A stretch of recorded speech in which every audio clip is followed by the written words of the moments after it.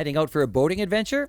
Well, start first with a pre-departure inspection before you load and launch your boat. It starts with a general inspection of the hull. Check for cracks or holes. Check the bilge for water, and if you find more than normal, it could indicate a problem. Inspect the belts and hoses for cracks and wear. And check to see that your oil and other fluid levels are okay.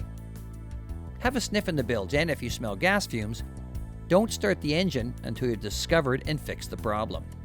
You'll need enough fuel for the adventure. If you're going out for a trip that doesn't include a fuel stop, a rule of thumb is to plan for 1/3 of a tank going out, 1/3 of a tank for the return trip, and 1/3 in reserve. If your boat has a portable tank, take along a full spare. When the first tank has a third remaining, it's time to switch tanks and head for home. That way, you always have some in reserve. If you're going on a longer trip that will include gassing up along the way, check your charts and plan your fuel stops. Check your safety equipment and make sure you have everything that's legally required for your boat type.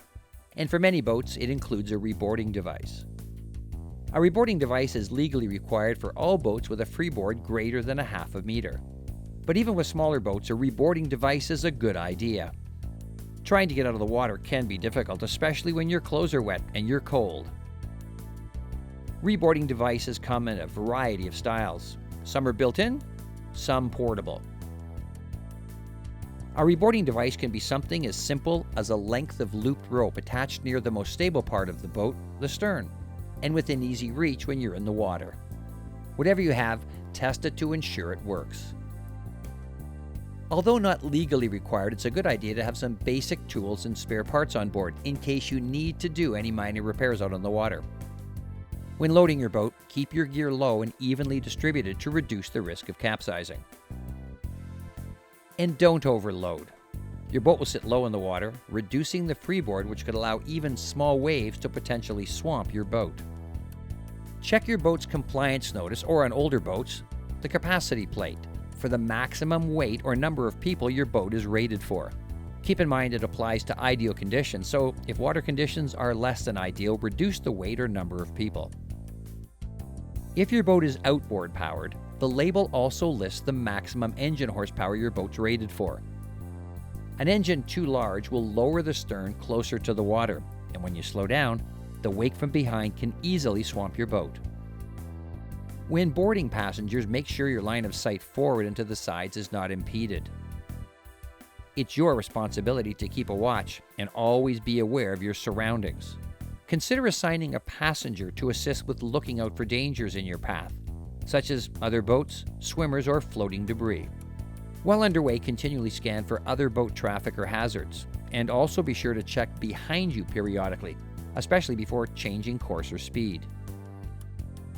You'll have checked the weather before you headed out, but also keep an eye on it while you're out on the water. Changing clouds, wave, and wind conditions can indicate adverse weather's moving in, and if it is, it may be time to head home. When you return from your adventure, secure your boat to the dock. You'll need lines and fenders to do this. The fenders need to be large enough to hold the boat away from the dock and prevent scratching the hull.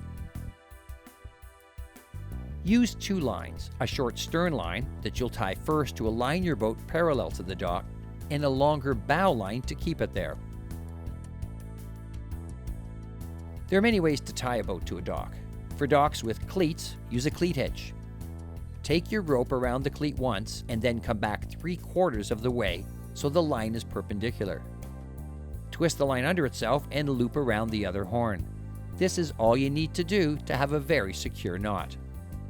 For a dock ring, consider using a chain knot. Put a loop of line through the ring and then pull a series of loops through, taking up all the slack.